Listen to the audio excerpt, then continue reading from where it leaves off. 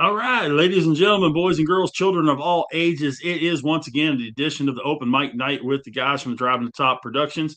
My name is Big Rich. To my right on your screen, it is our guy from Baltimore. Rav, what's going on, man? How's it going, gentlemen? Looks like we're looking for a new center, possibly in the home of the flock here. The way it's going with Linderbaum. Interesting to see Drew Dolman also retired today. I, That I heard, shocked everybody. yeah, the one that from Chicago, right? Yeah, he just got a new contract last offseason. So yeah, he just shocked everybody and retired. So yeah, Yeah. And on the bottom of the screen, our man from Detroit, the Lion expert, JB. What's going on, man? Not much. It. Hey, he's gone. That's all I got to say. Yeah, you lost a running back yesterday, going to the Houston Texans, who definitely could use one. Uh, anyone that's putting 100% faith in Woody Marks down here is absolutely crazy. But it'll be interesting to see what you guys do to replace that. Well, I think right now, unless they find a gem in the draft, and there's a couple, you know, there's a couple of those like Adam Randall. He didn't help his draft stock running that 4.5 at his height and weight. He needed to run a sub 4.5 to raise his draft stock. Then there's Noah Whittington, who didn't even run. And then you got the guy that wasn't even invited that I've talked about already, that Chip Trayanum out of Toledo. All of those guys are that style of the north and south, ground and pound, 3 yards in a cloud of dust type of running back. But we already have a couple of them on there. If you remember, we got the DC Defenders guy, Sailors, on our roster. We re signed him. And we also got Vaki. Yeah, Um, there's a lot to choose from there. I think it was good for both teams actually. When you talk about the Montgomery thing, I'm sure Lions fans maybe don't want to hear that, No, particularly because they like Montgomery. it is, but I worry about it at the same time because they've had a worse O line for running than our O line was. AO and if you look at it, they were 32 in EVA according to the stats, and they traded away both of their guards that had more snaps than anybody. And I understand it, but I don't understand it at the same time because it seemed like most of the pressure was coming from outside. Well, hello, Magpie. The Lions there. You talked about so let's talk about the Texans first. So the Texans actually went out and got Tyus Howard this week in trade, so that's good because they need I thought all the help in the world on the get a offensive fourth line. rounder for they traded him, didn't they? They traded him Tyus away. Howard, yeah. So they got rid of him. So And then they they traded traded away. Scruggs.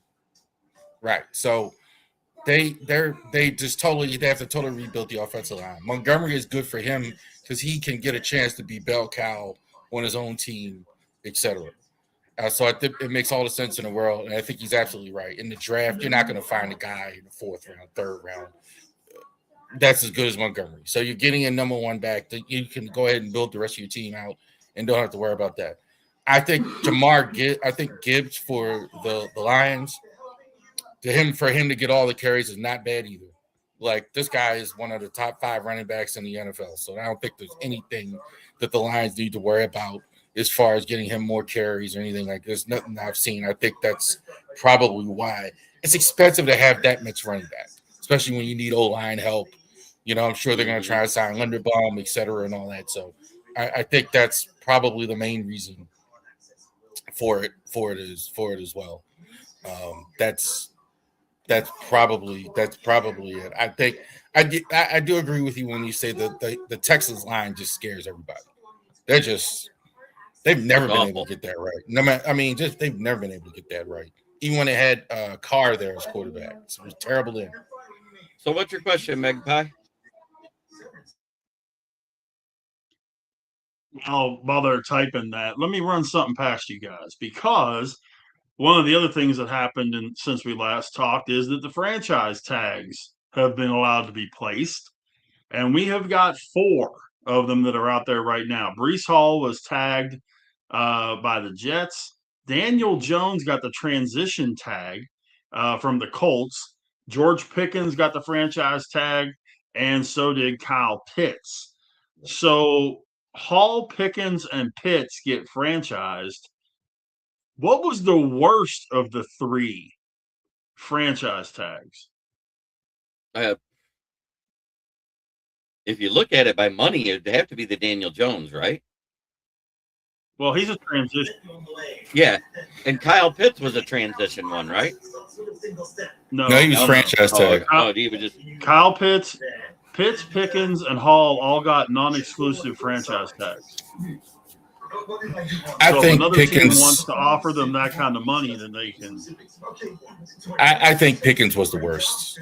As good as he was last year, you already have CeeDee Lamb. That's a lot of money you're paying him. That's a lot of money you're paying him for a guy that really gives you a lot of problems. That's a lot. Don't get me wrong, he was fantastic last year, but I don't know about that one. That's risky. Pitts, it's a tight end, so it's not as much. They're gonna go with him anywhere. They're gonna give him a deal like that. That's not as big of a deal. Brees Hall, whoever's gonna look, somebody's got to run the ball with whoever's playing quarterback in the Jets. So that's not crazy. I think the Brees Hall one is the worst because he hasn't lived up to the hype that he had coming out since his rookie year, and he's been injured off and on. And to give him that much money for 1 year is a little ridiculous. For context, George Pickens would make 27.3 on the tag. Kyle Pitts would make 15 mil on the tag, and Brees Hall would make 14.3 on the tag. Mm-hmm. So yeah, I think Brees Hall was the worst one, but Pickens is a close second. And yeah, I'm gonna hammer the Cowboys every chance I get. All you guys know this, but now the Cowboys, if Pickens plays under the tag, they will have 7 players over 20 million, and their kicker wants 15. Now, Right. granted, their kickers are best offensive players, so you might have something to go with there. But Brandon Aubrey wants 15 a year. I mean, do we have to say the Cowboys don't know what they're doing? I mean, do people watching know that the Cowboys don't know what to do? I mean, come on, man. This is kind of what we're saying. Like, first of all, you already have a number one receiver with CeeDee Lamb. You could argue if he had a better season last year. So why are you spending $20 million on a wide receiver? Now, if you're going to franchise him and trade him, okay, you're getting something. I can kind of get with that. But I don't understand why you're spending. Aubrey's a fantastic kicker. But $15 million, I agree. That's a lot of kicker. I mean, consider here would be my question. Here would be my question, Rav. If you are going to trade Pickens, who in the world is going to trade you to get a receiver like him for $27 million? Well, you negotiate the deal. You negotiate the deal. You put the tag. You can negotiate the deal, but you retain the rights. So if you just let him go with no compensation, you can say, okay, let's take a third round. Let's get a long-term deal, etc. That's the Cowboy. If they were smart enough to do that, which I'm not sure they are, that's how you do it, right? You just hold on to the rights, so whoever it is interested in Pickens has to deal with it. But I think they're just going to pay him and play him, and they're just. And again, I don't believe for a second he'll be as good next year as he was last year. I don't. Maybe you all guys feel differently, but I don't see it. When you look at the guys on this roster, okay, Dak, and this is their cap. This is their cap. What they're showing on the cap this year. Okay, Dak is 74 on a 40 million base. CeeDee Lamb is 38 on a 25 base. Tyler Smith is 27.5 on a 23 base. Pickens is 27. We talked about that. Quinnen Williams is 21.6 with a 20.7 base. Kenny Clark is at 21.5 with an 8.8 base. And Osa Odighizuwa is 20.75 at 16.25 base. And yes, I will take a round of applause for pronouncing the man's last name correctly. So By the way, Yinzer is a fellow Steelers and Pirates fan. Yes, I think we've had a chance to talk a couple of times. Yeah, so he's got good taste. What can I tell you? How are we supposed to know? So we've got something coming up though this week that I don't think we have ever really talked about. World Baseball Classic starts this week, and a lot of the guys from the major league teams are participating for their country. Of course, the United States is loaded with MLB guys. So is the Dominican and Venezuela and places like that. Do you think it's a good thing to have this in the middle of spring training? And B, who do you like in the World Baseball Classic? For me, I'm going to say I like it to come down to the Dominican Republic versus USA. I just think that pro roster has way too much on it. Shohei is not playing for Japan this year. So I don't like it taking up spring training, but I like it better than taking up the regular season. Yeah, and there's a lot of guys that aren't playing because of insurance issues. That they weren't able to get their insurance to push through, so they're not playing. Rav, what do you think? Let me answer that question first. I'm fine with doing this during spring training, better than the regular season. So that I wouldn't be so big on. I don't think it hurts hitters at all, really.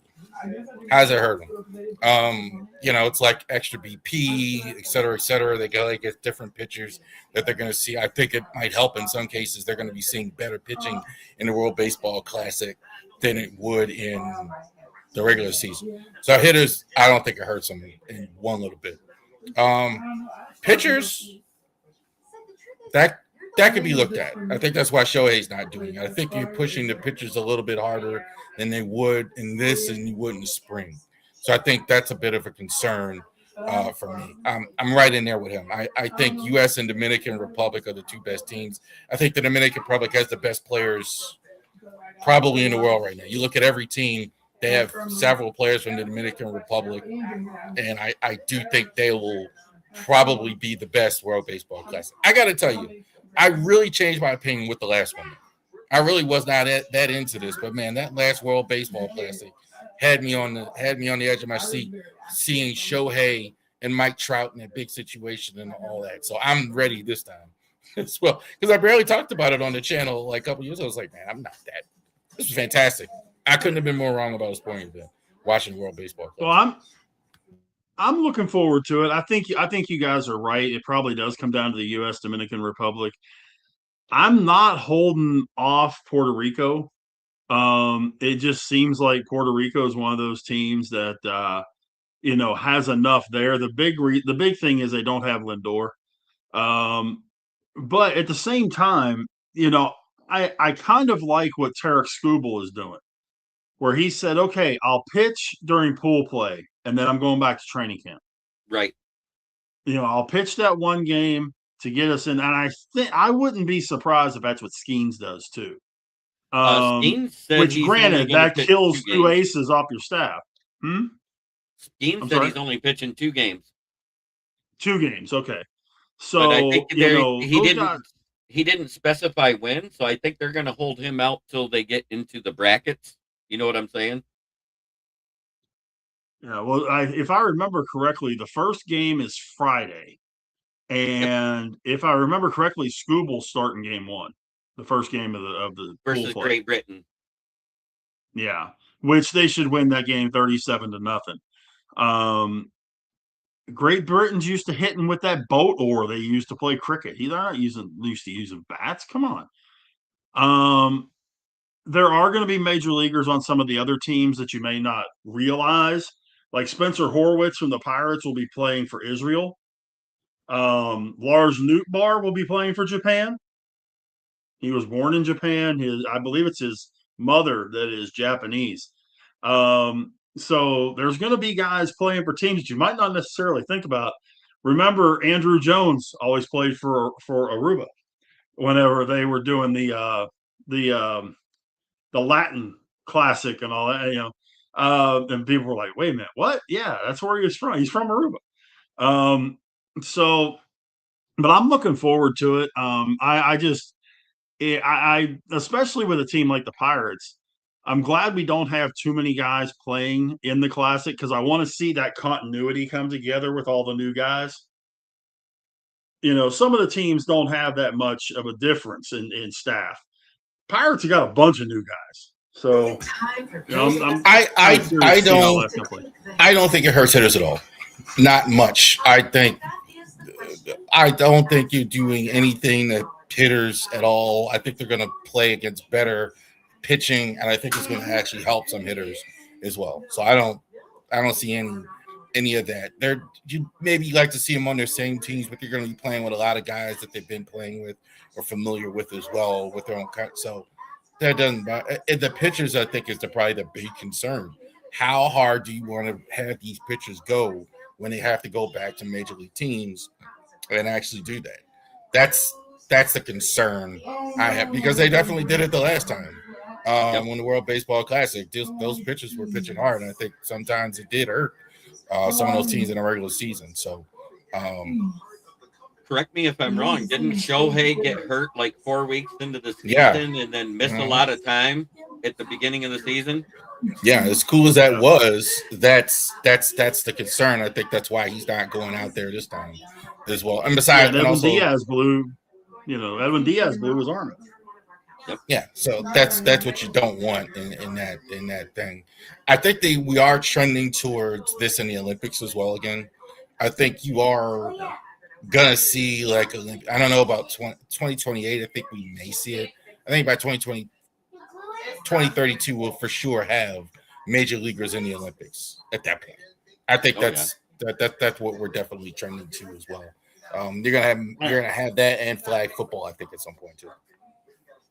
If they're going to do that, though, they're going to have to do the extended break, kind of like what the NHL does with the Winter Olympics, where they have, the extended period where it's like, 10 days or something like that with no NHL games because of the guys that are going to be missing.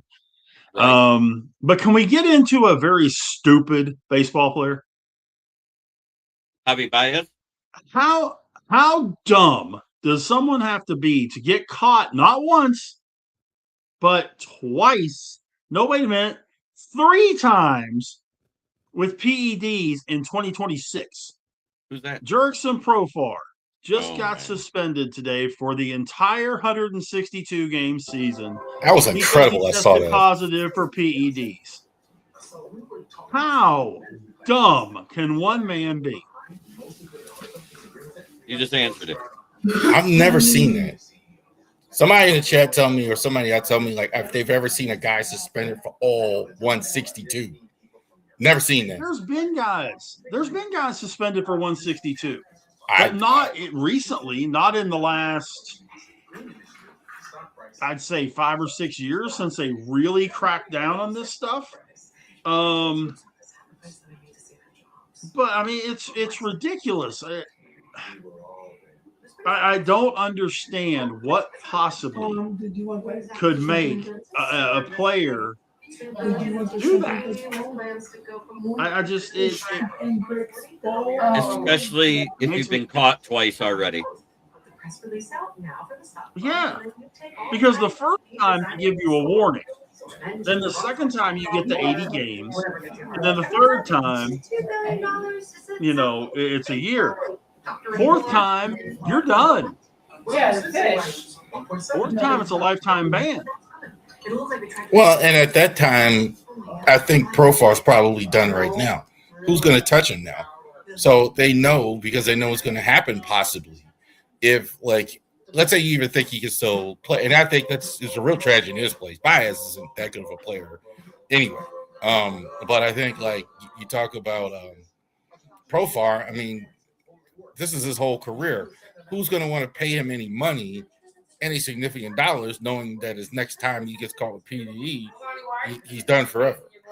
So, I mean, that's a real thing.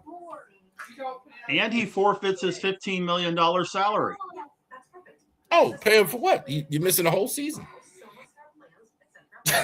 What are you paying him for? What are you paying him for? He's suspended All 162. Yeah, they take an all 162 of the game check. Yep. As well. Whatever stands, whatever signing bonus or whatever he has, that's not as big in baseball. They might get something like that or workout bonus or maybe something like that. But other than that, you get nothing. MLB increased the penalty for two-time excuse me. MLB increased the penalty for two-time PED offenders for a full season in 2014.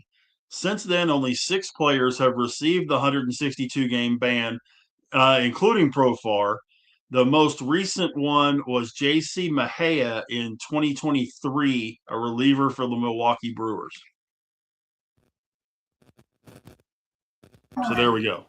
I mean, I don't know. I agree. Somebody in the chat said, well, most athletes have pea brains. I mean, we got a whole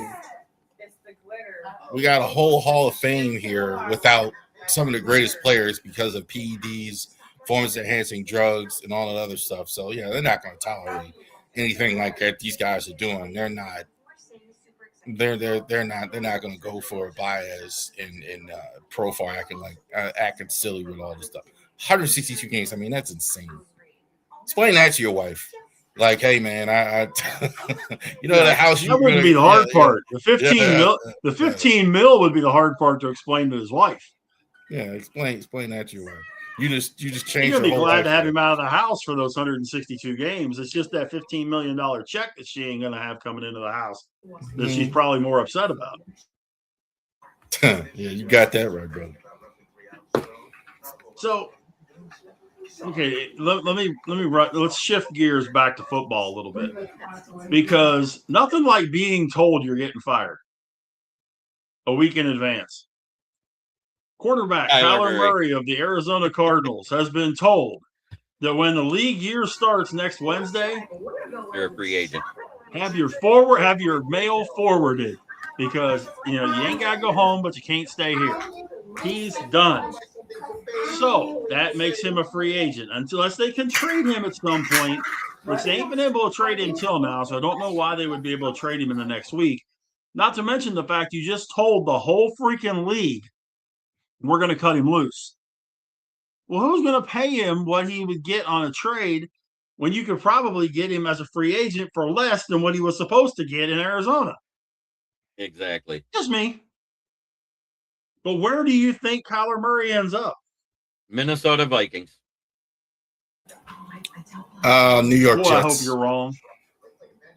He's going to Minnesota. Jets. Malik Willis is probably going to the Jets. Wow. I think Malik probably winds up in Miami. I think he's smart enough, Malik, real quick. Smart enough to not take a low ball offer. That's why he's kind of playing poker, and I think that's where he wants to go. I think it makes the most sense for both. He's familiar with the coach, the GM, all that, the offense. So he's coming in a situation way more conducive to his success than in New York. Unless it's way more money, I think it's Miami.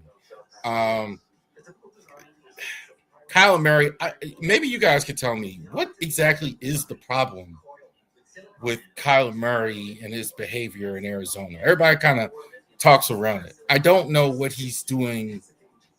Like, I haven't heard anybody say anything. He's a major gamer. He'll stay up all night playing video games, even on game night. Yep. He'll stay up before a game till 2 or 3 in the morning playing video games. Why is that a problem? I mean, he's like 20-something years old. He's not getting any kind of sleep before a game. He's not getting his rest. He's playing games during meetings.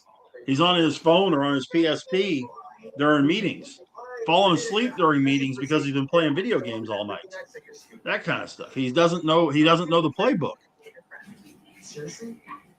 Remember, they tried to write that into his contract, and he refused to sign it. About he had to read his playbook at home. He had set times.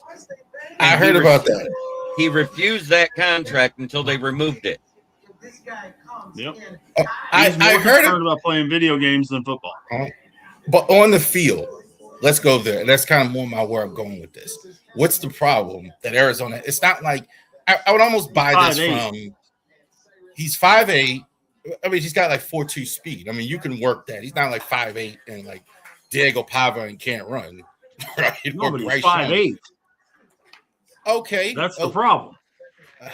When he does run, he gets hurt. Right. If he was 6'1", this conversation would never take place because you would be talking about Kyler Murray in the same breath as Josh Allen, Patrick Mahomes, and some of these other guys. With his speed, if he was 6'1", no question about it, he'd be one of the best quarterbacks in football. He has the talent, but no. I saw a thing earlier today. I was talking to our buddy Adam, and I saw a thing today that said that Kyler Murray would make the Ravens a better prospect for the Super Bowl than Lamar this year. Care to respond to that one, Mr. Rav? Well, that's insane. That's really ridiculous. That he's not. I didn't say he was Lamar Jackson. I think just going that I'm just far. telling you what the man said. I mean, that's just crazy. I don't know why he would say anything crazy like that. I thought it was nuts too, but quarterback rating for Kyler 94 point outside after his rookie year 94.3, 100.6, 87.2, 89.4, 93.5. Last year he was benched. It was like 88.6. That's better than a lot of quarterbacks out there. It's not great, but I'm just not as convinced of everybody that this guy's a complete just Josh Rosen situation, complete train wreck. No, he's not. Or Anthony Richardson or anything like that. I think I'm hearing a lot of that, and I don't understand that. I think if he was in San Francisco, we're not having this conversation. Yeah. If he was in Minnesota, like you're saying, I don't think we're having. They will use him, and we'll be in a situation where it will work. Go ahead. Yinzer, if he's 5'10", I'm 6'5". Yeah, I've covered the kid. I say kid. I've covered the guy when he was in high school. I covered the guy when he was in college. There ain't no way, maybe with his cleats on, he's 5'10". Maybe. He's 5'8" at best. So let's talk about this for a second. So short quarterbacks don't work. Are you guys saying that forever? I mean, or ever, never. So Bryce Young, obviously the jury's still out on him, and you've had Russell. So it's just you wouldn't do it. Well, I'm not as convinced of that either. It's not that short quarterbacks don't work, because that's been made a myth because of Drew Brees, Doug Flutie, and other guys that have done it. Bryce Young even looks better. No. Yeah. Than Kyler Murray? No. I don't know about that. No, yeah. Yes. If you gave me the option today of Bryce Young or Kyler Murray, I'm taking Bryce Young all day long. Yep. All day long.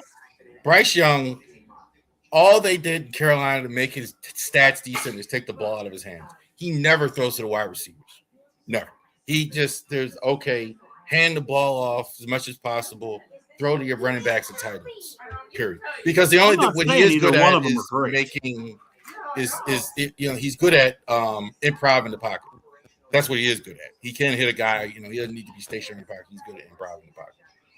He is the epitome of he has to be with the right coach, which is why, if you guys remember a while back when we were first talking about Kyler and being dumped by the Cardinals, that I said if the Steelers hired Cliff Kingsbury, that Kyler would be perfect in Pittsburgh. Because when he played for Kingsbury, he was tremendous. He was third team All-Pro 1 year. Yeah, he was tremendous. When he lost Kingsbury, there it went. Because it's a completely different offense and all that. Would I like for him to go to Pittsburgh? If it means Aaron Rodgers goes away, yeah. I would much rather see Aaron Rodgers go to Minnesota, Kyler come to Pittsburgh, and be the backup to Will Howard. But that's just me. And you mentioned also Doug Flutie being on the good list. Doug Flutie had to become the greatest player in the history of the CFL to even be in the NFL. Like, let's just get that out there. Like, nobody wanted Flutie to play. I think he was on the Bears backup for a while, or I'm not saying that he wasn't any good when he got to Buffalo. Of course he was. I'm just saying the thought of the Quinn being too small was there. That's why he didn't. That's why he played in Canada for 10 years. Or no, that's not what I'm it was saying. 10 years. Yeah. The greatest player in Canadian football history? I think Getting about Warren Moon? Better. You forget about Warren Moon? You could say Warren Moon. I mean, that's about the list, though. That's about the list, though. Oh, Warren Moon. And I'll give you that with him. list, but still. Same with him. He had to do that for so many years. Yeah, but he didn't get a chance to play. Okay, let's be honest, Rab. Let's put our cards on the table. We're all adults here, okay? We know what the exact problem with Warren Moon not being a starter in the NFL was for the longest time. Yep. He didn't play black quarterback. Yeah, he didn't play black quarterbacks. That was the reason. That's why he didn't play. Exactly. It had nothing to do with his talent. It was the color of his skin. Let's be perfectly honest about that. And Doug Williams and guys like that finally broke through, and Warren came through and all that. But that's what it was. Nobody could ever doubt Warren Moon's talent. You just had those short-sighted, whatever you want to call them, owners that didn't want a quarterback of color. That's all that was. I think Warren Moon's one of the best quarterbacks to ever step on a field. I mean, they told Lamar Jackson to go play wide receiver, for God's sake. After he won the Heisman Trophy. I mean, Lamar is one of the best college quarterbacks I ever saw, ever. At Louisville, they haven't been. Lamar. Well, he doesn't have a great arm. He doesn't have a great arm. I think which is probably why they said to play receiver. He's enormously accurate. That's what he doesn't get credit for. Lamar can run and throw and hit on the side. He can hit anything in any situation. His accuracy is top shelf. That's kind of where he doesn't get credit. People keep saying he's inaccurate, which is insane. He's got tremendous accuracy, tremendous decision making. That's why people can't wrap their arms around it. Rarely do you see Lamar do stupid stuff on the field, like as far as throwing football. I would give you that within 25 yards. On a deep ball, I wouldn't say he's quite so accurate.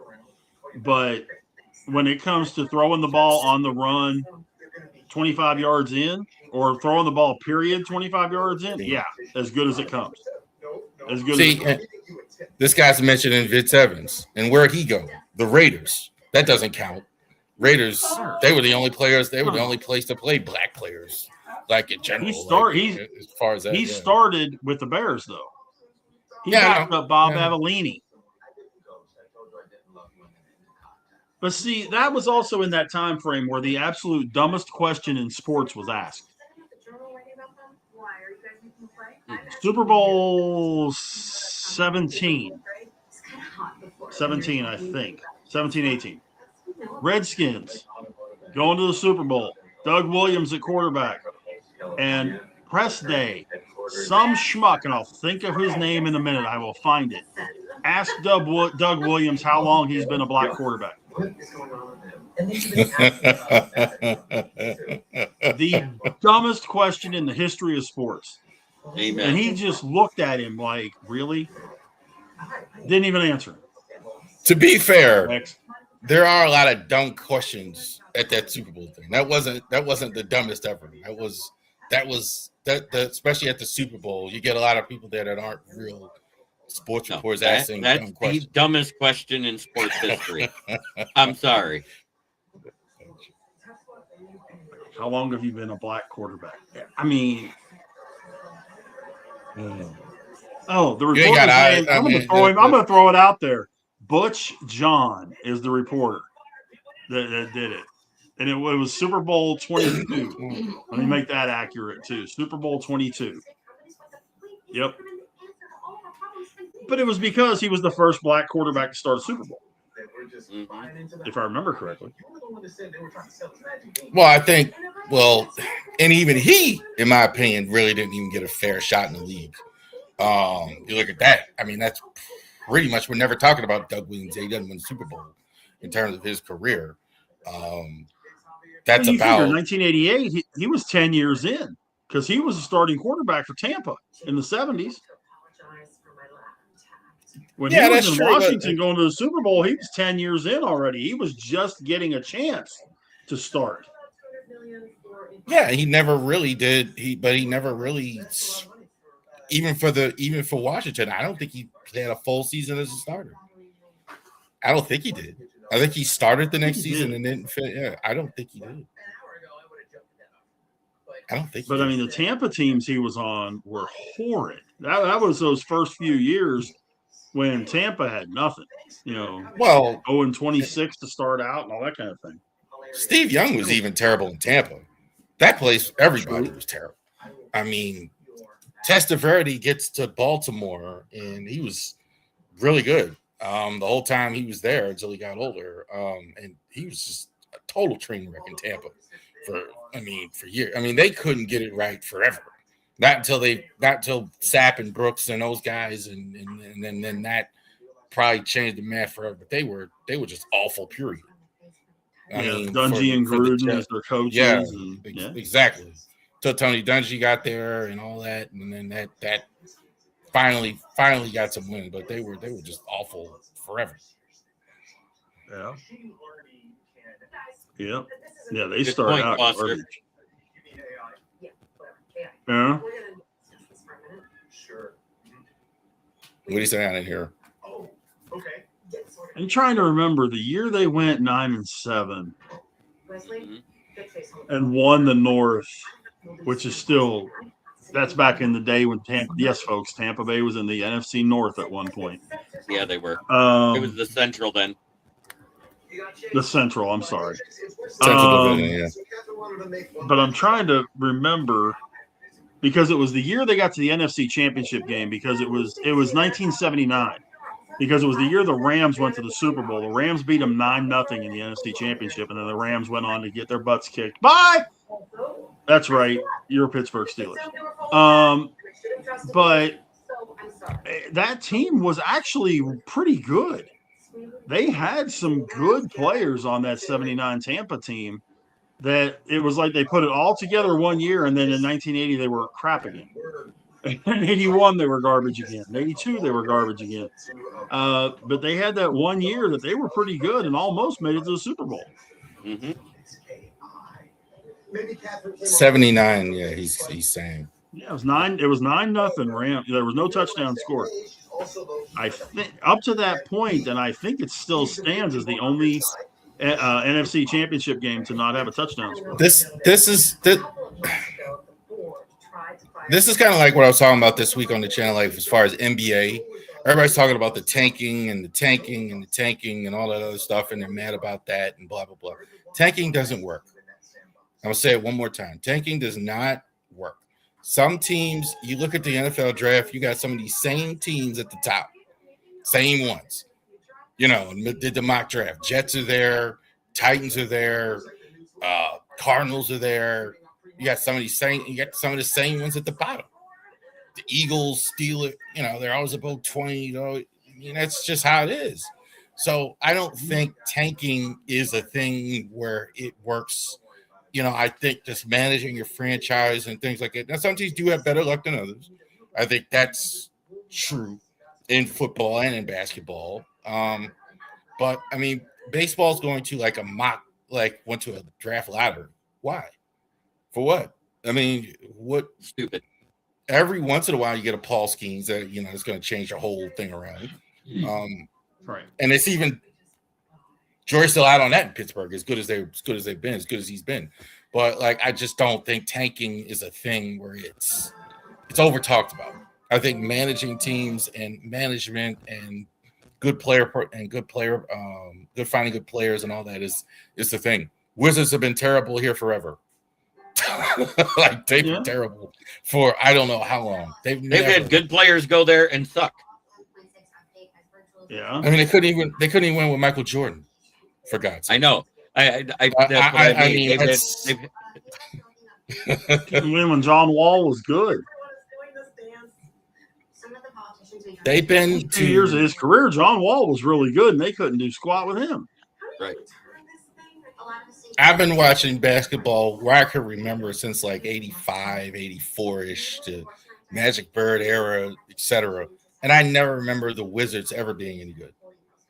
I don't think they've ever been past the second round of the playoffs. The last time they were in the conference finals was 77 or 78. Yeah. Wes Unseld was their center. At the Bullets, right? Yeah, they would have Washington Bullet. Wes Unseld was there.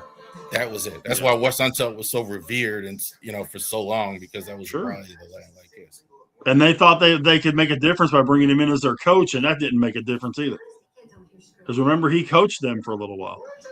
He coached them for a long time. He was the only coach in the league. His record got worse each year when he was a coach. But you were talking about the tanking and all that kind of stuff. There's one other big difference, too, between those three sports. In Major League Baseball, almost never does a first-round pick see the light of day in the majors the first year. It's usually a couple, 3-4 year project. In basketball and in football, it's immediate. But the other part of it, too, is in basketball, you've got a lottery. You can tank all you want. You're still not guaranteed that number one because you got more ping pong balls than everybody else. But that doesn't mean you're guaranteed the number one pick. If tanking was going to work anywhere, it's in the NFL, where the worst record gets the number one pick. Look at my team, the Detroit Pistons. We had the worst record ever in NBA history. And San Antonio Spurs got the first pick that year. That's when they took Wembanyama. I think the lottery was developed for Patrick Ewing years ago. Because when the Knicks, when they started the lottery, everybody was going to draft Patrick Ewing. He was a guy that was going to change the franchise no matter what you do. So, hey, we need a lottery here, et cetera, to go ahead and do that. I don't think that usually happens in sports. And even in the NFL, you're right. Like, I think where a quarterback can change your whole fortune, I think they don't do it. And you still see some of the same teams at the top and at the bottom. So that's why I just don't think. I really think it's just how teams are managed and everything else. You know what's funny? Let's look at it from a bigger picture. It is really hard in the first 20 picks in the draft, no matter where you're at, to get the right guy. It's a 32% hit rate. Do you know from 21 to 32 in the NFL, the hit rate's 45%?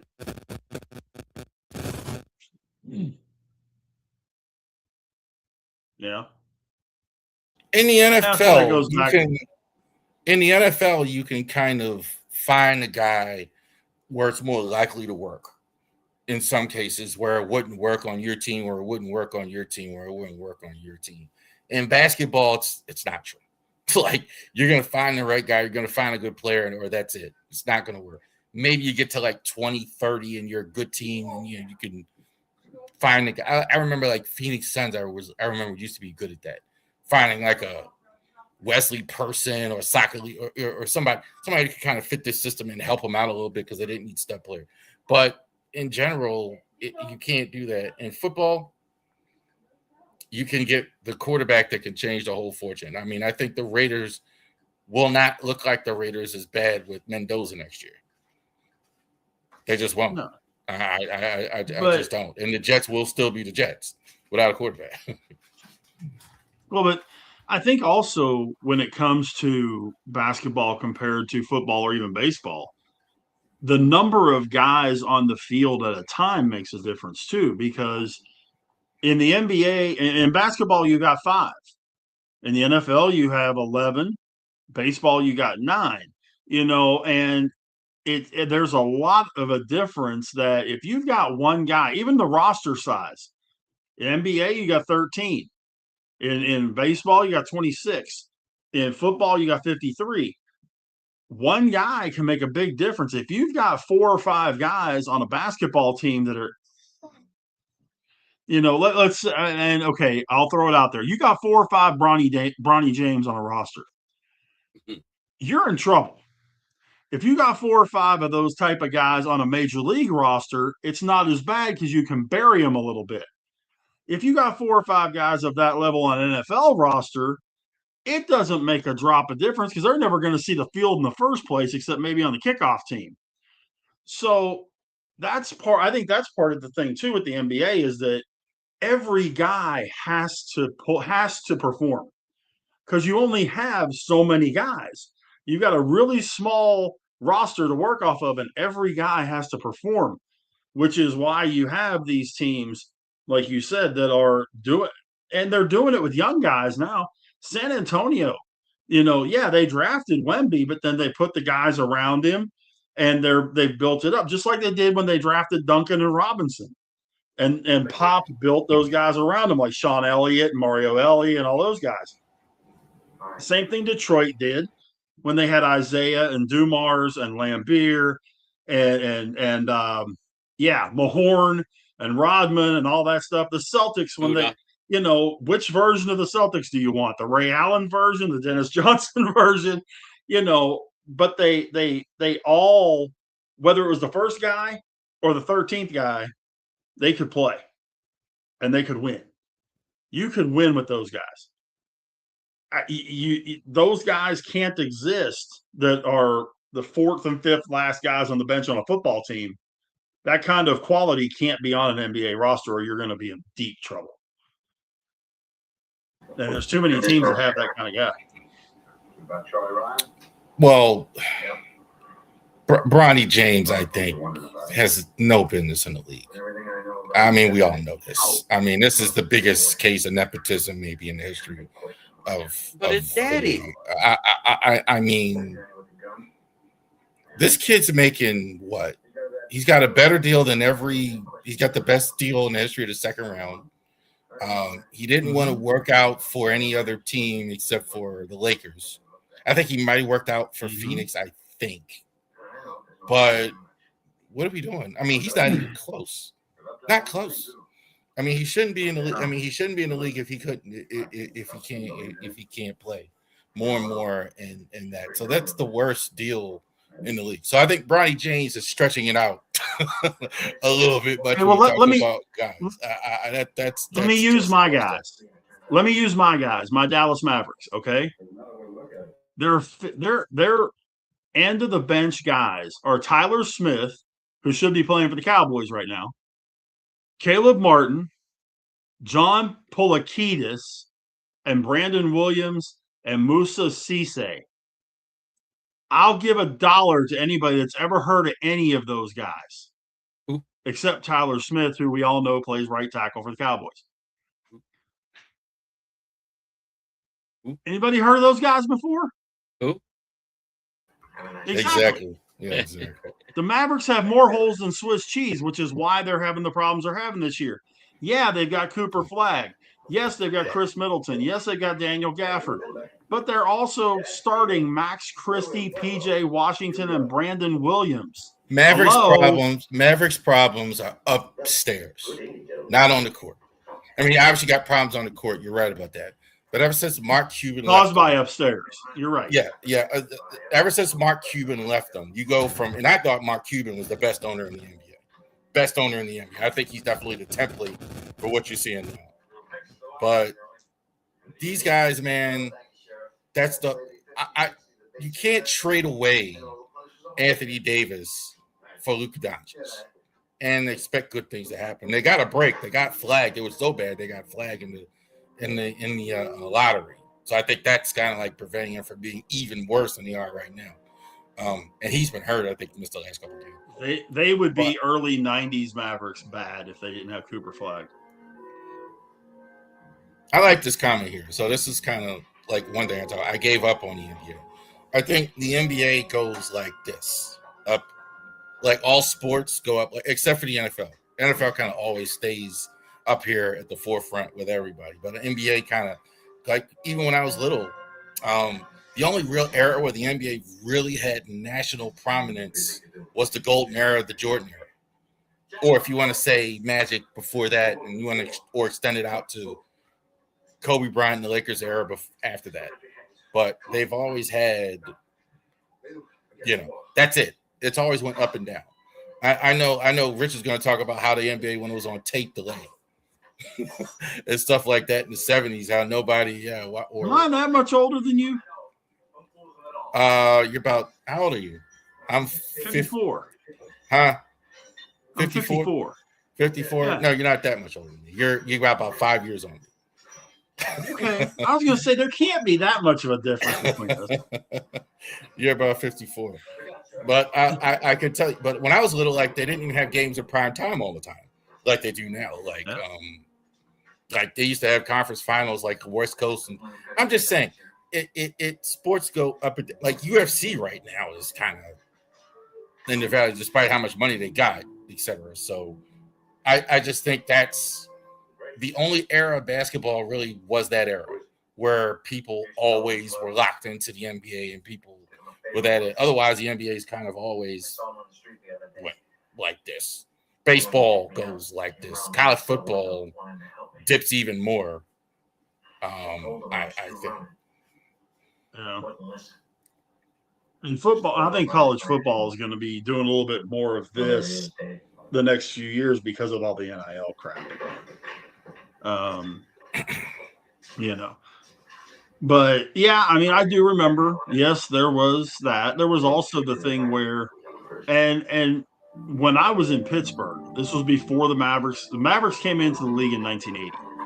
So first 9 years of my life, when I was in Pittsburgh, or the night when I was 9 in Texas, didn't have an NBA team. The closest team to Pittsburgh was Cleveland, and we used to catch WUAB, and they would have like a game every couple of weeks on the station. When the Mavericks first came into play, you would have a game every maybe once a week on Friday or Saturday. They would run the game on TV, and that was it. It's not like it is today, where every game is on. Right. If you want to watch every NBA game for whatever random team, you can do it, or every MLB game or whatever, you can do it. We didn't have that luxury 40 years ago. Let me ask this: are there too many streaming services and things like that? To me, I think I heard Charles Barkley say this. I said, Charles Barkley, you sound like an old man. I'm serious. I think a lot of young people really wouldn't say that. There's too many. Jeremy just jumped right on it. So JB, go ahead, man. Yes, there's way too many streaming services, and there's way too many pricing options. Look at this. If you want to watch all of them on YouTube, and they're still subject to blackout because it goes by live TV, you're going to pay almost $400 a year for it. That's too much. Yeah, Amazon Prime, yay. Kudos to that. Love it. I get my one free game a week for for 3/4 of the season. But I'm only paying $99 because I get the free 2-day shipping. Well, that's actually the one you can watch without the you could watch all the games on Twitch. If you have a Twitch account, then you can watch the games, the NFL at least, on Twitch on there. So you don't even need the Amazon Prime because Amazon owns that. So I've been watching. That's what I've been doing a lot of times on for the Thursday night. I hear you on the price. I hear you on the price, but I do believe like this is kind of the way it is as far as going forward. And who says you have to have every daggone streaming service?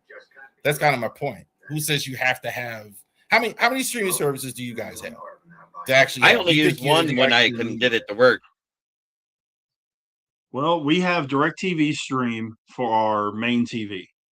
And now I get MLB Network on. I get the Ranger Sports Network on, so I can get that. I do have Prime because my wife and my girls love Amazon, so we get Amazon Prime as part of the deal. Peacock, yeah. And I only had it until recently because of WWE, and then now we got NFL on there. So okay, and I do have let's see, I got the Prime Video. Yeah, I mean I've got pretty much the whole shooting match. I've got the ESPN Plus. If people want to say it's too expensive, I hear that. Trust me when I tell you, you guys make way more money than I do. So I'm in a whole different tax bracket, but whatever. But I'm radio, dude. Come on. I'm just kidding. I have no idea. I have no idea. But I think like to say it's hard to find is kind of crazy. It's not that hard to do.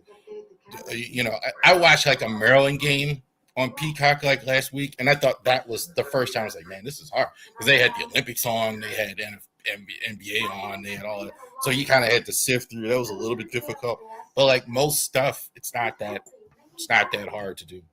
And the streaming prices are going up. I will say that. Like Netflix now, even my wife looked at it last week. She's like, "What Netflix is? What $18?" You're spending, and I don't even. Yeah, we have Netflix too because my girls watch the movies. I watch WWE on it, but my girls watch my wife and my girls watch the movies on it. So I haven't watched Netflix since Luke Cage. I think it was the last series I was watching on on Netflix. However long ago that was, yeah. And now, yeah, WWE's there, but I don't. My daughter watches it every day. 14-year-old, she loves 5 different series or whatever. So I'll now watch Raw on there, and that's pretty much it. But you're but that's the same way with, huh? Well, they're merging. I know Paramount and HBO Max. They're going to merge here pretty quick here since Paramount was dumb enough to spend all that money on Warner Brothers. But yeah, but HBO Max does nothing for me. I mean, unless they do something with AEW in amongst all that with Warner Brothers Discovery, then because that's where AEW's at. That's really the only thing that would get me over there. But I never had it. The only reason I ever got it was when I had the Black Friday sale. It was like $2. So I'll do that. It was like $2.99 for like a year. $2.99 a month for like a year. But that otherwise I didn't have it at all. I didn't know what was on. I didn't watch any of the AEW events or anything like that, premium events or anything, pay-per-view, what they used to call it. But I just really would love to talk to if Josh or somebody young was here, would do they feel the same way? I would doubt it. I would doubt it seriously that they'd be like, okay, well, this is too many streaming services. I mean, because this is kind of what people do now. They watch streaming services. Yeah, I mean, I know my girls, they stream more than they do anything else. They have Hulu or Sling, one or the other, and then they have because they can get their regular TV stuff. My girls are big into Hallmark Channel, that kind of stuff, so they can get that on Hulu or Sling, whichever one they're on, and then they've got the Netflix that we have that they're tapped into and all that kind of jazz. But I mean, if it was up to them 100% to do, they don't do any local, like watching the local news and that kind of stuff. Yeah, they don't even know what the channels are. They wouldn't even know. They wouldn't even know what channel. If I say Channel 9 News, that's DC. They don't know what I'm talking about. That's my point. They don't even know what streaming services did. They couldn't tell you. No, mine are the same way. Kids these days. Some people did. Do you think they overpaid for that? MLB and NBA? Do you think they're spending too much money? And I'm not talking about for the fans' sake. I'm talking about for their sake.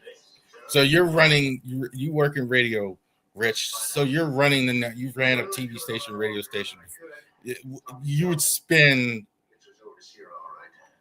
what's the number the NBA is getting? Like $1 billion a year total on the NBA. You would do that. Yeah, because when I don't know what the alternative is. Number of but it comes down to the amount of revenue you can generate because of it. And the advertising revenue for the NBA especially, because the NBA is still geared really young. It's geared 18 to 34. They couldn't give three craps about the three of us watching the NBA.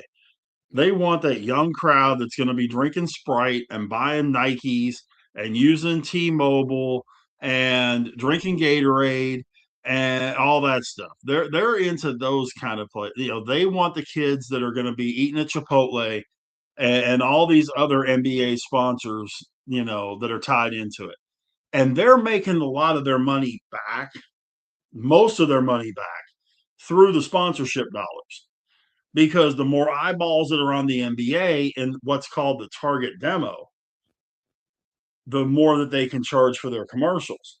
So, the target demo is 1834 for the NBA. So you're going to get those businesses that are like, you're not going to necessarily get the consumer cellular. I'm sure you've seen those commercials with Ted Danson. You're not going to see those on NBA. I don't need the Ted Danson. I actually have consumer cellular, brother. It's less expensive, bro. But it's geared to us. It's geared 50 plus. You're not going to see an AARP ad in a basketball an NBA game. So that's why I say they're targeting the younger. That you're going to see a Pepsi ad or a Sprite ad or something like that. Instead of the So that's where did they spend too much money? They'll make their money back. I don't think with any major issue. The one that ESPN is losing their shirt on is WWE. They're losing their eyeballs on WWE because they put all that money out there, and WWE they're already right now trending 8,000 less for WrestleMania than they had last year, and they're 5 weeks out. There's several reasons for that. I didn't think the card sucks. First off, and it kind of goes from there. I mean, I'm trying not to answer it like a wrestling fan, which I've been like all my life, but I think the ESPN side of it, that's the wrong place for them to go. Right. Because you're just it's kind of like what I just talked about with the watching the Maryland game. They're just part of the ship at ESPN. They're not, and they need more than that. When they were on Peacock, NBC, Universal, they have a long-standing relationship. It's more important, etc. Like that. Like you barely know these live events are on. Like people like maybe me and you who watch all the time, but like in general, like a lot of people, they're not. It's harder to find, and like some of these live events weren't even on the main channel, like they said. They kind of said that you got to look at. A lot of things you got to look at too with it is when you're looking at the mass appeal, okay? Everybody at this point understands that it's not legit. Okay. And you're putting it on a channel that is built around legit sports. And you also have to look at ESPN lost their deal with UFC. UFC owns WWE. So they figured if they could go ahead and get WWE locked in, that they could arguably get UFC back at some point from Paramount. Because you were talking about UFC's gone down. I can watch this next UFC card for free on Paramount. Yes, sir. Ain't no pay-per-view. It's free on Paramount, the whole card. Because they don't need it. All the money they're getting. Because the network is paying them and the network is losing their shirt off this thing. That's why I say ESPN is not going to lose their money on the NBA. Don't ever think that ESPN is going to lose them, and they're going to make money in relation to the MLB contract.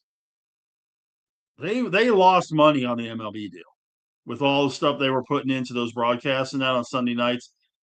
they were losing money there. They're going to be ending up making money in the long run there. Where they're losing their shirt is a WWE contract, and it's a 10-year deal. Right. They've got an out after 5, but it's a 10-year deal. And I will be completely blown away if they aren't trying to figure out every way conceivable to get out of it in 5 years. I think their college football deal is worse than the WWE though. I don't see how No. that's the WWE at the very least. The production costs are much, much lower. They don't have to spend. One thing that's appealing about WWE to the networks is they pretty much. I mean, they're giving them a lot of money, but then they don't. After that, you don't have to spend any production money. They have their own production team, first class production, and all that, etc. Whereas if college football and analysts, then you got to hire announcers, then you got to hire a crew, then you got to do that stuff. I think college football, the money that they're spending on the college football, I mean, it's just, I don't know. That's a lot of that's. I don't know how young that audience is, like you're saying, either. Like in general, I think it's a lot. But okay, but yeah, it's a different. You're looking 25-54 is your target demo for college football. Okay, they have the contract for the number 1 conference in the country, in the SEC. They have a secondary contract for the Big 12. So they've got the 2 biggest nationwide, and I'm saying by reach, conferences in the country. The major contract with the SEC, the secondary contract with the Big 12, which Fox has the main one. Okay. We talk about ad revenue. Shoot. The ad revenue for college football pours in. The only money that they're not getting is beer money. They're not getting the beer and alcohol money in college football. Right. But outside of that, they're raking car, insurance, food, delivery services, soft drinks, Home Depot. Home Depot to sponsor College Game Day, high 8 figures a year. They're putting the coin out there, man, to sponsor that, just that one thing every single week. I mean, the college, you'd be surprised, man. College football brings in a crap load of money to ESPN. I think you'd be really surprised. I think it's a lot of, I agree with you. And I hear you that. College Game Day is also to a legacy of, I don't think there's a bigger legacy on ESPN. I think it probably, in terms of money, like the only other thing you might say is like PTI in terms of like a legacy and stuff because it's been around forever and ever. But like it doesn't make the money that College Game Day probably makes. That's why they love College Game Day as well. But it's interesting to see the way it's going in media, how much money is being spent in some cases. Chris Carter made a very interesting point like a few weeks ago on his podcast. It kind of went around. He said they pay the Eagles and starve the turkeys, right? So he made a good point. A lot of the NFL guys they got now, and I didn't even realize it until he said it. You look at a lot of those guys that are on ESPN, they're like journeyman guys. They don't have a lot of those big superstar guys because they don't have the money or they're not paying the money for those guys for it to be worth it, etc. To go ahead, except for like Randy Moss, Buck and Aikman, they're getting like a lot of money, etc. But they're the money that these guys are spending. So, but you got Stephen A. making a lot of money, Buck Aikman making a lot of money, McAfee's making more money than God. That's kind of the way to do it. Some guys are going to get a lot of money, and then other guys just aren't going to get anything. Hey, when he signs back in, work with me. Okay. I'm here. Yeah. So, but no, I get what you're saying, and you're right, Rav. You're right. PTI, Sports Center. I mean, that's pretty much the legacy stuff that's out there. But the other part of it too, it kind of goes back to the coach. You ever notice with coaching, you never see those Hall of Fame players as head coaches? Almost never. the guys that know the most about the nuts and bolts of sports and the guys that can convey the information the best 95% of the time are not the big names. It's the Jeff Saturdays, it's the Moose Johnstons, it's the guys like that who were parts and integral parts, but they know the ins and outs of the game. They weren't focused on just passing the ball to the receiver, handing the ball to the running back, calling the offense, and that's it. They pick up on all the other ins and outs, and they're watching the 22s and all that, all 22s and that kind of deal. Baseball's the same way. Why do you think a large percentage of successful managers were former catchers? Because they know that they see the game, they know the game, they watch the game, that kind of stuff, and they see it in a different way. You don't see the Kareem Abdul-Jabbars or the Michael Jordans or the guys like that as head coach. Irvin Magic Johnson is probably one of the biggest crashes and burns in head coaching history in the NBA. And he's one of the best players in the history of the game. Top 10 history of the game. But all right, folks, that wraps it up here. We'll get back with you next week. And hi, Dylan. How are you? I think he's asleep. I literally just got home. How you doing, Dylan? It's not surprising the way Bob feels. You don't mean no harm, Jim.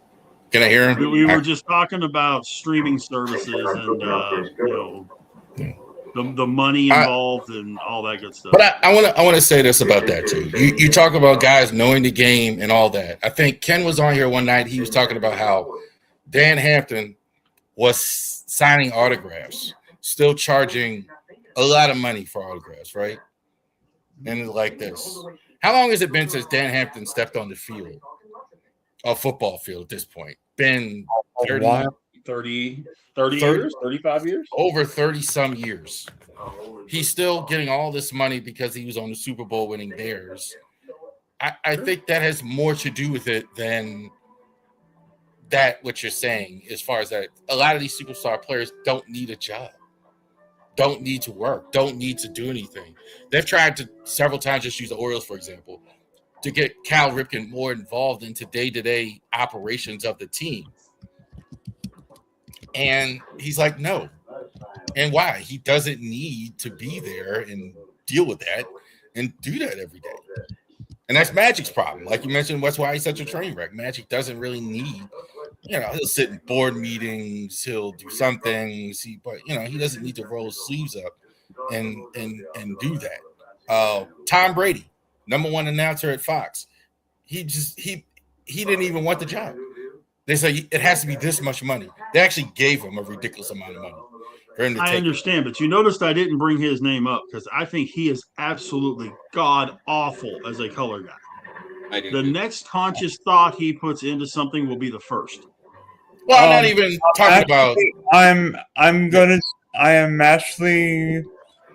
I might be crazy. I think Tom Brady is 150 times better than Tony Romo.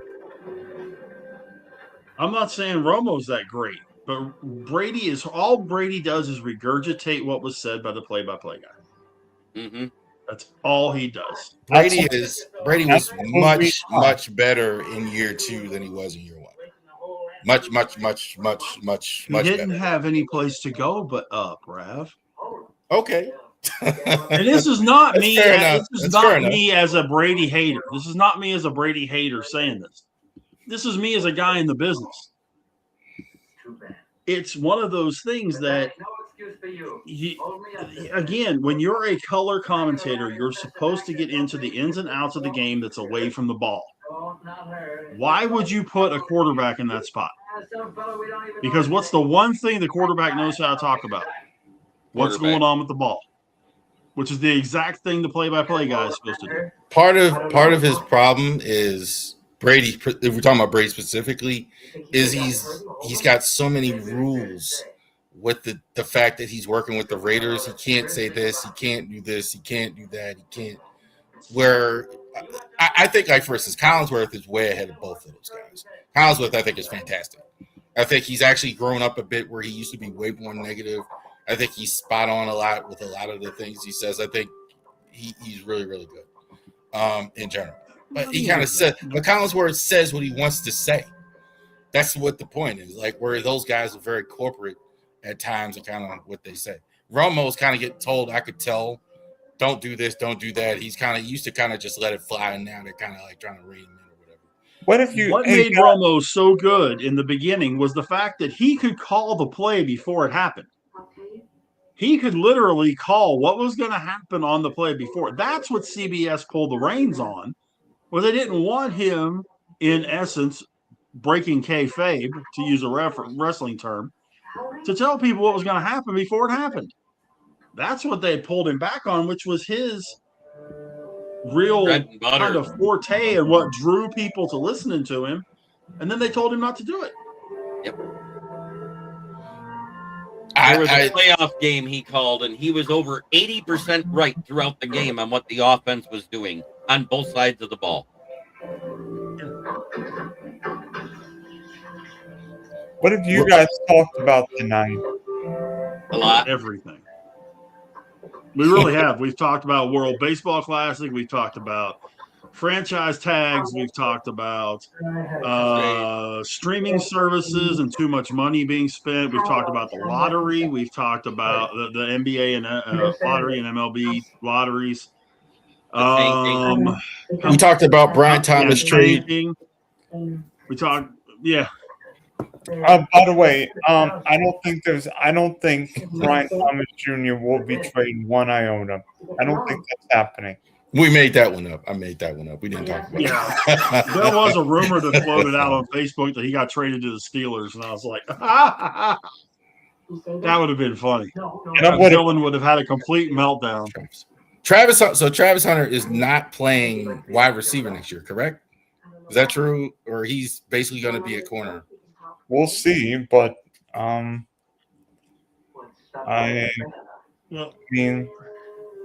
mean, maybe Hunter's a full-time corner and he plays a little wide receiver. We'll see, but by the way, just saw Team Puerto Rico in person in a WBC tune-up game tonight, and Puerto Rico might have the craziest music I've ever heard in a baseball game. You've heard of air horns, vuvuzelas. It's like a World Cup game. Wow. Well, I'm going to have to go in a few minutes, but I did have a group game for us, a group effort for us that I wanted to have more than just two. So now that we've got three here, you guys can tag team on this thing.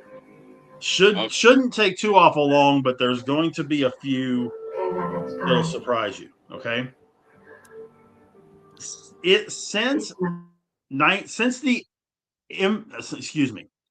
the creation of Major League Baseball, there are 12 teams that, as of today, have a 500 or better record all time.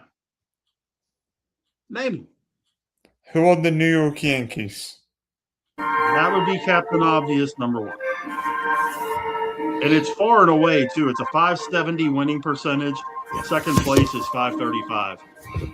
Dodgers? The Dodgers are number 3, yes. Who are the Boston Red Sox? They are number 5.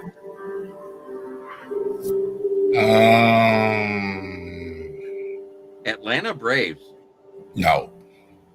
Yes, they are number 9. Yeah. Who are the St. Louis Cardinals? Yeah, that's a good one. Number 4.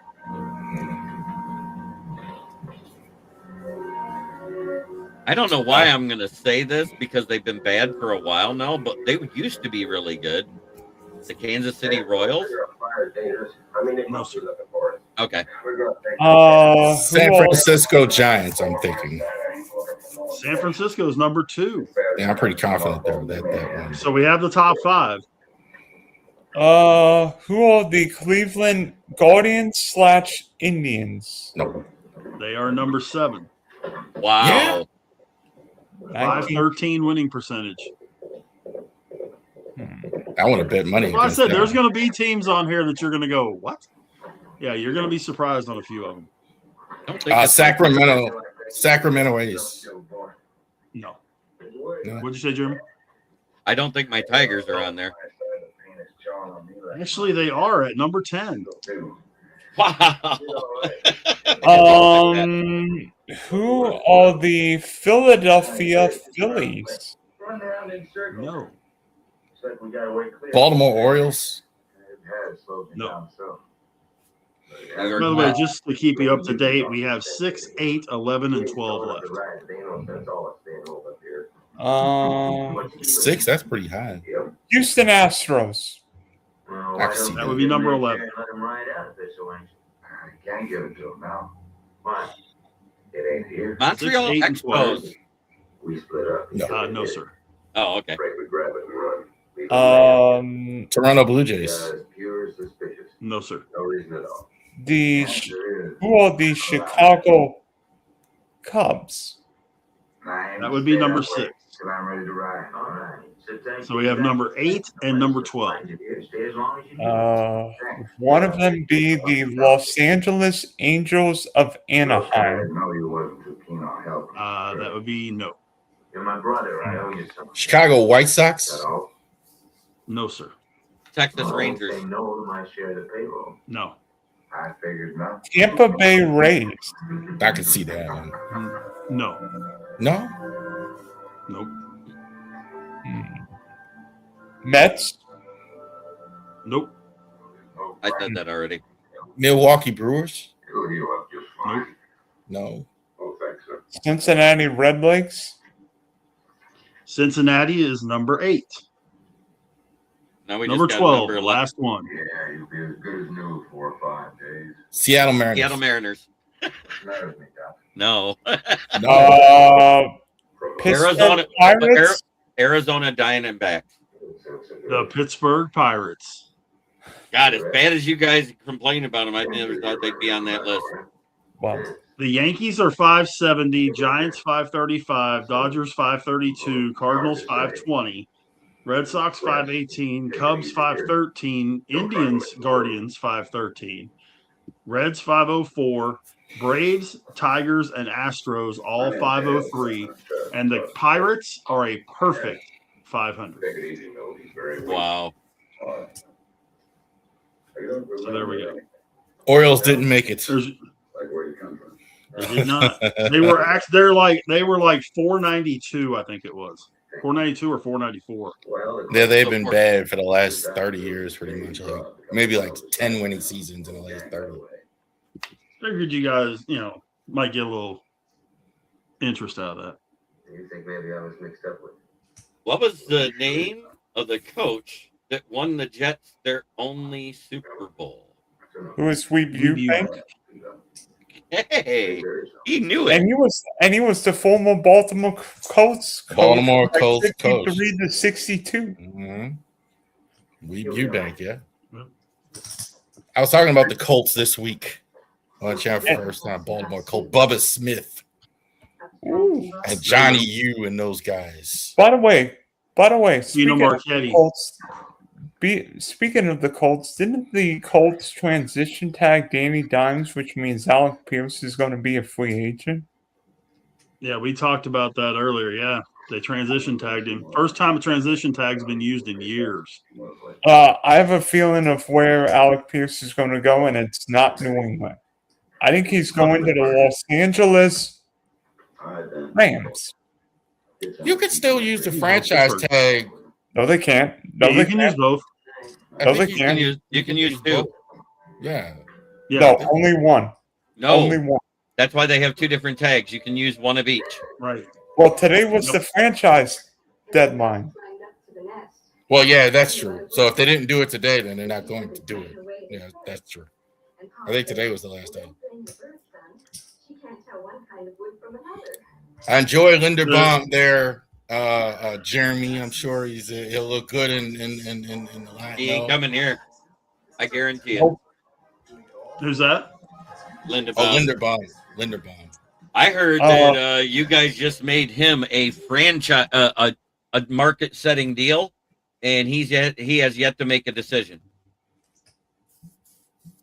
I don't think there's much of a decision. The franchise him is $27 million. The highest paid guy is at No. You So guys what are we doing? have offered him a contract, a market-setting contract, and he just has to sign it. That's what I heard. Why hasn't he signed it?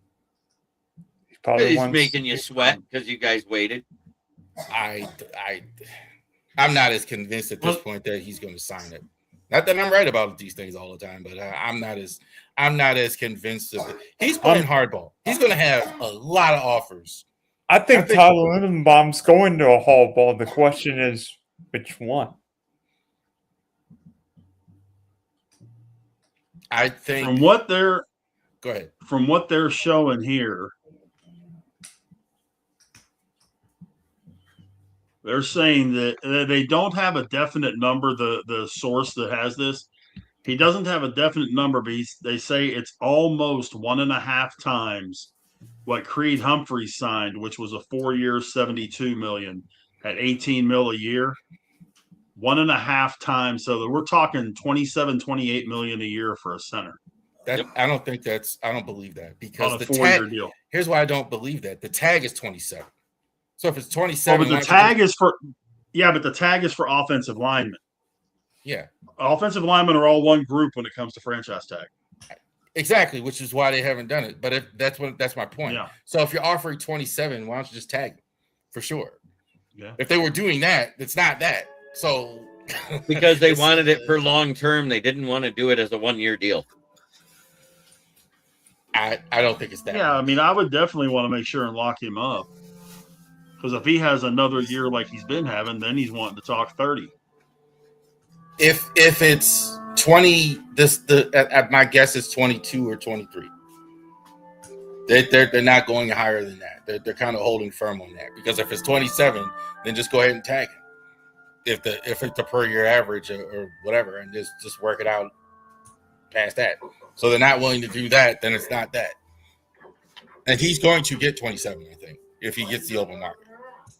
Offensive lineman, the non-exclusive rights franchise tag, in other words, the one that holds them to the team is 25.7. The transitional tag was 23.3. This is according to Adam Schefter and what he sent out on February 27th. What I've been able to see out this window here. Nice kids too.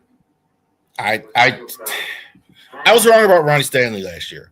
I thought for sure he was gone. They got something done at the last minute. I can't imagine Stanley had the same interest Lindenbaum's going to get. He must have at least 10 teams wanting to pay that $20 million. I think Lindenbaum is going to go to one of two teams. I think he's going to go to the Giants or the Chargers. I mean, you look at Justin Herbert last year. He got the you-know-what beat out of him. Because both of his tackles were hurt. And yeah, but you know who very possibly could be in that mix now? John Harbaugh. Chicago, yeah. Drew Dalman retired. Yeah, so now they need a center. I'm saying. They could be in that mix to get Louderbaum. Sorry. I know who the Bears would want. Maybe a center. That's what I'm saying. I think they may. I know who they don't want. I mean, but they might end up having to get him because they don't have a lot of money. Graham Glasgow. Well, isn't he retiring too? No, he got cut. Well, I think Glasgow might be retiring. No, he's not. He's looking for a new deal. He already put out he's looking for his next team.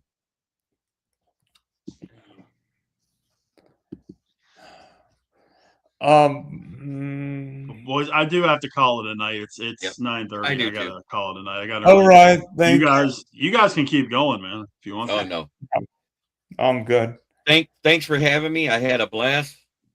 Been an hour and a half. JB, lead us off, man. Lead us off. How do people get hold of you? You can find my writing at the South Florida Tribune and also at Roundtable.io, where I write about the Jags and the Bucks. You can also find me right here on Driving to the Top Productions on Tuesday nights. And you can find me on my channel, which is Kneecap Biting with the Motor City Lions on YouTube, where you can find it on Twitter, Facebook, YouTube, and occasionally on Rumble. Dylan, where do folks get you, thanks man? hit me at Dylan at Sports One, Big D Podcast, Bunky Spectrum Sports, and at least for the next couple of weeks, see me around JetBlue Park with the Red Sox, and do baseball games at night with vuvuzelas, air horns, and whatever else. Come back and talk more baseball. What else are we going to do? There you go. Rav, how do folks get you, man? All right, this week on the Ravery Sports Podcast, we're going to be doing our NFL Big Board as well. We're going to go over who are the 10 best players in the NBA, and also, too, we're going to do top 10 right fielders in MLB this week. Also, to our spring training report as well.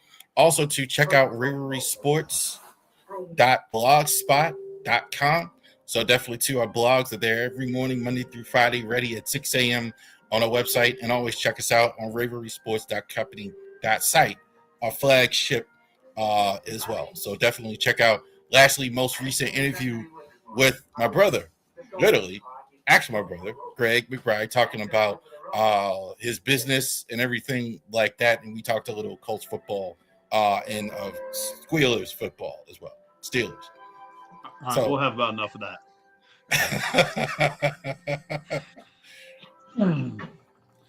Is that it, Rich? Yeah, I mean, you can get me on Twitter, Big Rich 8371 on Twitter, X, whatever we're calling it this week. You can also get me on Facebook, Rich Richardson. We just started a new Jetstream Media Facebook page where you can find out all kind of information about different things, and with our radio stations that I work with, and you can get some cool promotion advertising information as well. Till next week, we'll catch you right here on Driving to the Top. I'm Big Rich. So long, everybody.